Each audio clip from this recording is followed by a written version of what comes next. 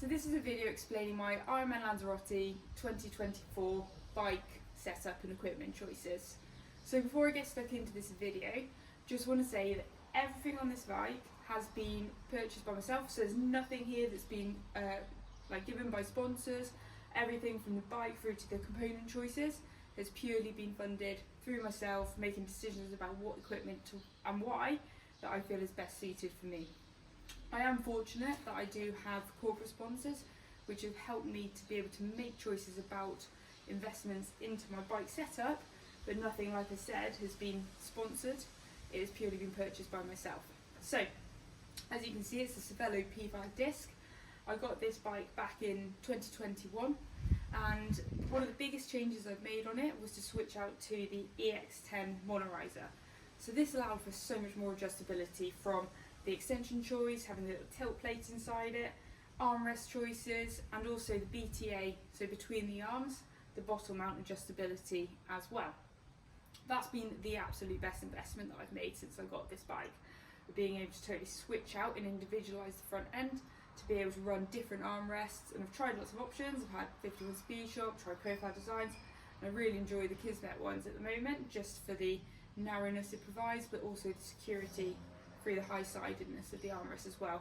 So having smaller forearms, they've been quite nice. I found some of the other ones have been a little bit too wide and haven't provided the level of support that I'm really looking for with the armrests. With the BTA, so that's the between the arms bottom mount here, what I've done is to add in a little 3D printed spacer. So I've got in there the standard Cervelo bracket underneath the extensions, which goes down into the monoriser section.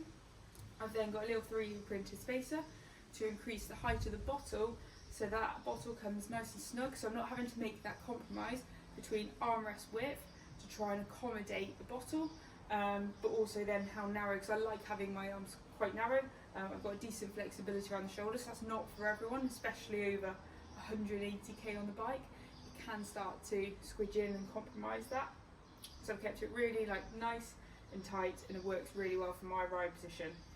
Got the Drag to Zero high-rise extensions here, and again, something I've tried with a few different. I tried the Drag to Zero low-rise options initially, and I just like the fit and support that it provides from the natural line of the forearm up through to the hands. And I keep it super simple with my Garmin. So this is one of the most basic Garmins you can have, and on it I only have 6 data screens. So really simple, 76 projects bracket. Again, nothing complex, nothing fancy, just keeping it as a really, really clean front end setup. So in terms of wheel choice for Ironman Lanzarote, this is always something people ask about: what wheels are you going to ride? And I'm riding a shallow section on the front, and I will be riding the disc wheel on the back as well.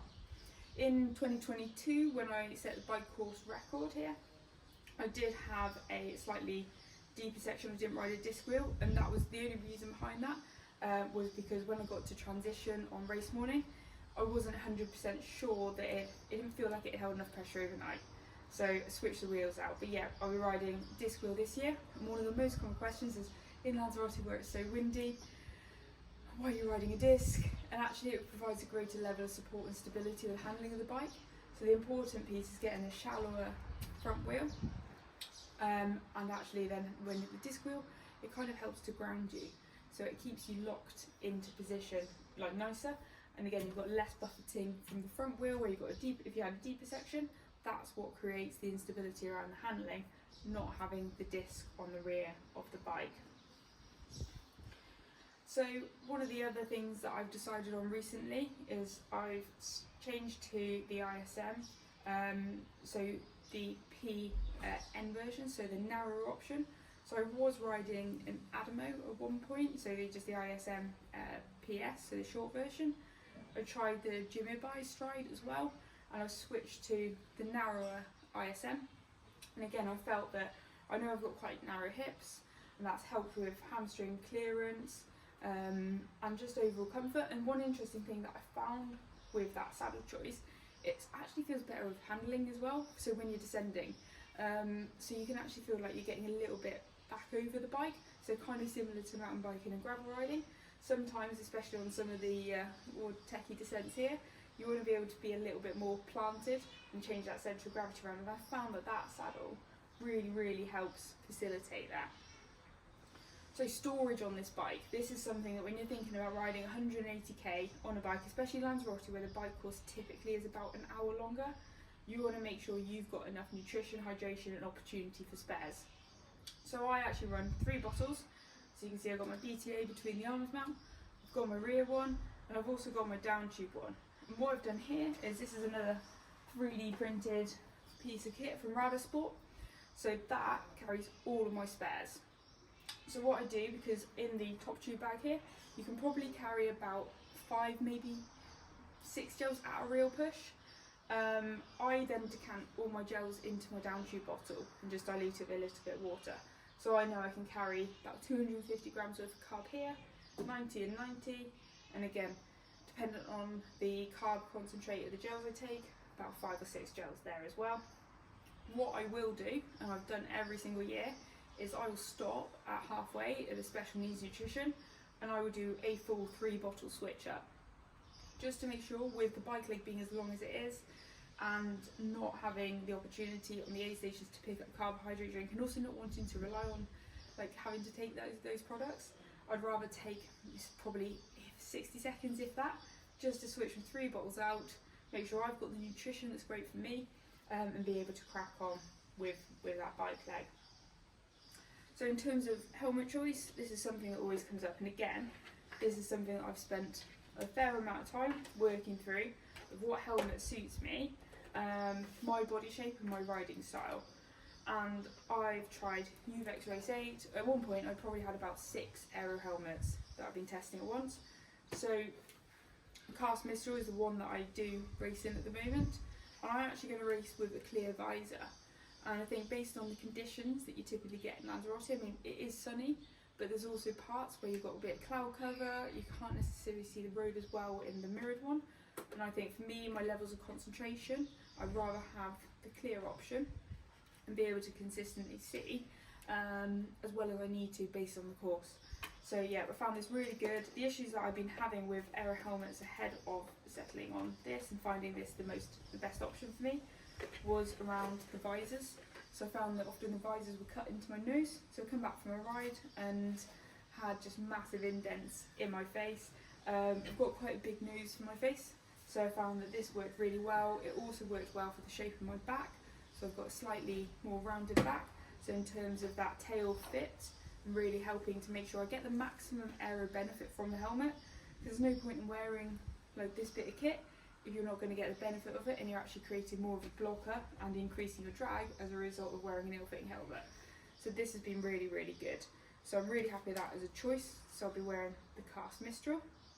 In terms of footwear choice, so I will be going for a pair of S-Works. I've started to ride in these quite recently over the last few months. They are a road shoe, and that's not an issue. So I think a lot of us think that we need to have a tri-specific shoe. We don't actually need to. What you're looking for is a shoe that's going to be just flipping comfortable, because let's face it, after 180k on the bike, you just want your feet to be super happy still, because you've got to go and run after. So I found these really good. Little hack with these though, so you can attach them onto your bike. You've got the little heel lugs here. If you take the insole out, there's actually a little screw. Undo that, lug comes out slightly, and then you can clip an elastic band under, so you can easily attach these to your bike. So there's innovative ways you can be creative to still be able to attach a road shoe to your bike, but you don't need to limit yourself to a tri-specific shoe. I find the tension adjustment on it's really brilliant. They're super easy to get in and out as well, and actually don't need to tighten them as much as you think you need to. They are kind of like wearing a slipper, so I'm really hypersensitive with footwear. So these have been absolutely brilliant. Use them for like all of our long rides, most of my long indoor training sessions, and they haven't put a foot wrong. I do also, you might have noticed, use speed play pedals as well. And again, that's been a choice that I've refined over time. And the reason for this is I just love the amount of float and adjustability that they offer. So again, like I said, I've got quite a narrow stance width, narrow hips as well. So being able to really refine the adjustments has helped with how my natural functional mobility feels on the bike. but also little things. I like having the play to, like, I have the heel quite far out on the lock mechanism on these, and I quite like that. I feel like having my sort of heels out and toes slightly in, it might not look the prettiest, but for me that feels the most functionally effective position to ride in. So yeah, I really enjoy the adjustability you get with these in terms of like the fore aft as well as the lateral movement as well. So been on speed pace for quite a while now. And then drive chain components. So I'm going to be using a Dura-Race Shimano chain, and I will be waxing it ahead of racing as well. So I've tried Ceramic Speed, and like you see I have got the Ceramic Speed oversized jockey wheels, which are really brilliant. And you can also see I've got a rotor chain ring, so I ride a 55-42. I've recently changed 160mm crank lengths as well, which has been an absolute revelation. Like, that's the thing I shouldn't have procrastinated over. I should have just changed to them. The reason I procrastinated over it was actually because of the power meter. So I don't have a power meter on my bike now. I decided I'm probably not going to really use it, and there's lots of reasons for this, but I'm not focused on having a race power as such because there's so many variables that come into the equation. So when I train indoors, I use power as an indicator, but I cross-reference it against RPE and heart rate dependent on the interval length as well. And I'm really consistent with my sets, so I know sort of where my power would be against those. And what I've made sure I do when I've been out training here is dial in that intensity on the road. So I'm making sure I'm not overcooking it, but equally not undercooking it as well. So I trust my intuition on this one. People used to ride with the data all the time, and at the end of the day, in a race, your power meter can fail as well. So it's a good practice anyway. So yeah, I said no power meter at all. Rely on intuition. So back to drive chain efficiency. So I'm riding with a just normal Dura-Race chain, and I will wax it myself, and that's it. I found that there's shifting with the chain rings that I've got and everything else in terms of cassette and jockey wheels. That's been the slickest. And that wax again. I have ridden Ceramic Speed chains in the past, and I can't feel any difference. Like, it feels absolutely brilliant from drive chain efficiency. It's nice and clean, and Dura-Race still comes out as one of the best on test in terms of like friction losses from drive chain. So yeah, so that's pretty much it. One other thing, Wheelset. I actually run tubeless, and I know everyone's a bit scared of tubeless. I run it with a Tubolite insert as well, and I think it was maybe half a watt in terms of the actual like loss as such. But for me, the benefit of running tubeless, being able to run a slightly lower PSI, and I have more peace of mind running tubeless. Like, if you go over something that's slightly not great on the road, a slightly bigger feeling pothole, I don't get stressed about a pinch flat. I also know that I've got that extra layer of protection with having the Tubolite insert as well. And for me, that half a watt, if that, for the peace of mind you get with knowing you've got that added layer of puncture protection, etc., you can run home on them for about 40k without starting to lose conformity of the tyre. You've got the safety element in it.